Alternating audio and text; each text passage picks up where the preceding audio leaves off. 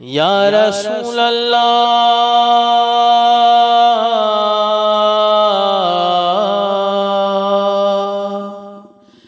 واسطہ غوث الورا کا واسطہ خواجہ پیا کا واسطہ کل اولیاء کا غم نہ ہو روزے جزا کا یا نبی سلام علیکہ۔ اعوذ باللہ من الشیطان الرجیم، بسم اللہ الرحمن الرحیم، لا الہ الا اللہ محمد رسول اللہ، صلی اللہ علیہ یا رسول اللہ، صلی اللہ تعالی علیہ وسلم، نور من نور اللہ۔ قرآن و حدیث کی روشنی میں اصحاب کاف، اللہ تعالیٰ نے قرآن کریم کے سورہ کاف میں اصحاب کاف کا تذکرہ کیا ہے۔ تیسری صدی عیسوی میں روم میں دقیانوس نام کا ایک مشرک بادشاہ تھا۔ اس نے رومیوں میں بت پرستی کو عام کرنے اور عیسائیوں کو ختم کرنے کی کوشش کی۔ اس زمانے میں چند نوجوان نے بت پرستی چھوڑ کر ایمان قبول کر لیا۔ ان کو بادشاہ کی طرف سے اپنے دین اور اپنی جان کا خطرہ لاحق ہوا تو انہوں نے اللہ کے حکم سے ایک غار میں پناہ لی۔ انہی لوگوں کو اصحاب کہف کہا جاتا ہے۔ اللہ تعالیٰ نے ان پر نیند طاری کر دی اور وہ غار میں سوتے رہے۔ ان کے ساتھ ایک کتا بھی تھا جو غار کے منہ پر بیٹھ کر ان لوگوں کی حفاظت کرتا رہتا۔ پھر اللہ تعالیٰ نے 309 سال کے بعد انہیں اپنی قدرت سے جگایا۔ ان میں سے ایک شخص نے اپنے زمانے کے پرانے سکے لے کر کھانا خریدنے کے لیے شہر میں آیا تو لوگوں کو ان نوجوانوں کا علم ہوا۔ اب ملک کے حالات بدل چکے تھے اور اس وقت بادشاہ ایمان والا تھا، مگر اس زمانے میں ایک پادری نے قیامت کے روز مردوں کے زندہ ہونے کا انکار کر دیا تھا اور لوگ فتنے میں پڑ گئے تھے۔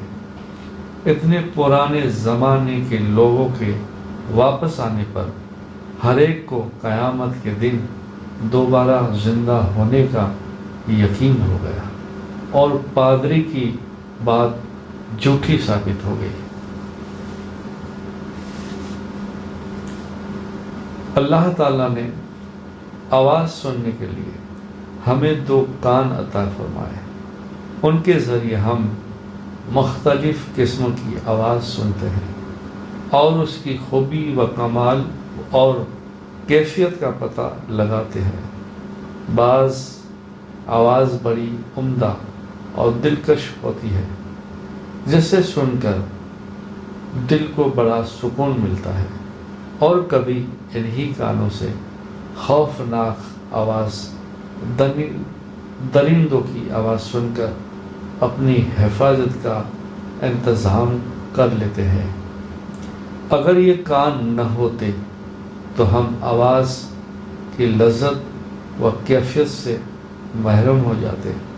بلا شبہ آواز سننے کے لیے 2 کانوں کا بنانا اللہ ہی کی عظیم قدرت ہے۔ سبحان اللہ۔ رسول اللہ صلی اللہ علیہ وسلم نے فرمایا، اللہ کے حقوق و فرائض ادا کرنے کے بعد حلال روزی حاصل کرنا بھی فرض ہے۔ کتاب طبرانی فی الکبیر حدیث نمبر 9851، روایت حضرت عبداللہ بن مسعود رضی اللہ تعالیٰ عنہ۔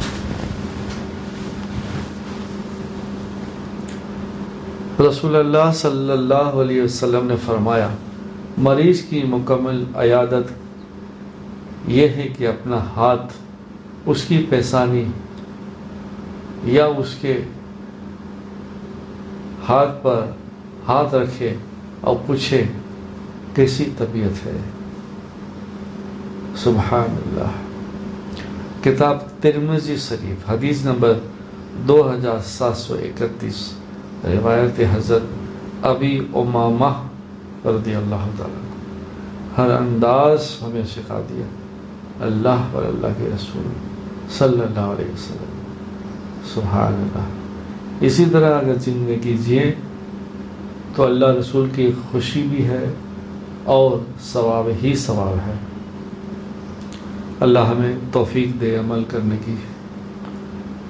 رسول اللہ صلی اللہ علیہ وسلم نے فرمایا، اللہ کے بندوں میں سب سے بدتر وہ ہے جو چغلیاں کرتے ہیں اور اس کے دوستوں میں جدائی ڈلواتے ہیں۔ کتاب بہقی فی شعاب الایمان حدیث نمبر 1600، حدیث نمبر 10662، روایت حضرت اسماء بن یزید رضی اللہ تعالیٰ عنہ۔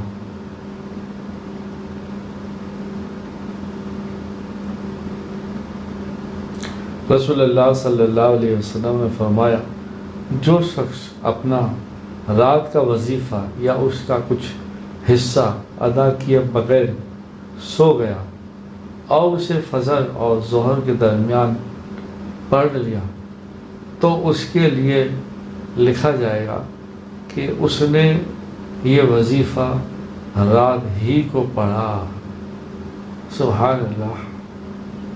کتاب مسلم شریف حدیث نمبر 1745، روایت حضرت عمر فاروق رضی اللہ عنہ۔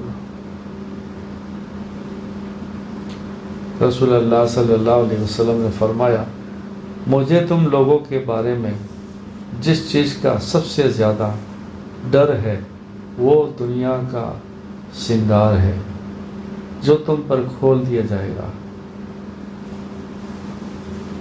کتاب بخاری شریف حدیث نمبر 1465، روایت حضرت ابی صدیق رضی اللہ عنہ۔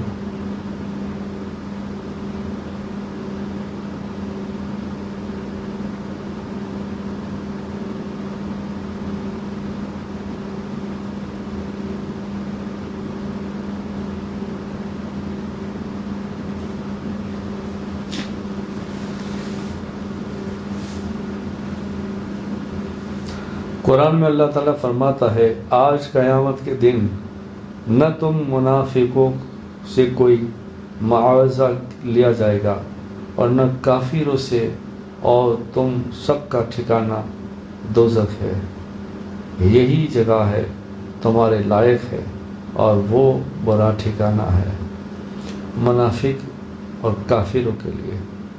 قرآن پاک سورہ حدید آیت نمبر 15۔ حضرت انس رضی اللہ تعالیٰ عنہ بیان فرماتے ہیں کہ رسول اللہ صلی اللہ علیہ وسلم نے ہمیں یہ دعا سکھلائی اور پڑھا کرتے تھے،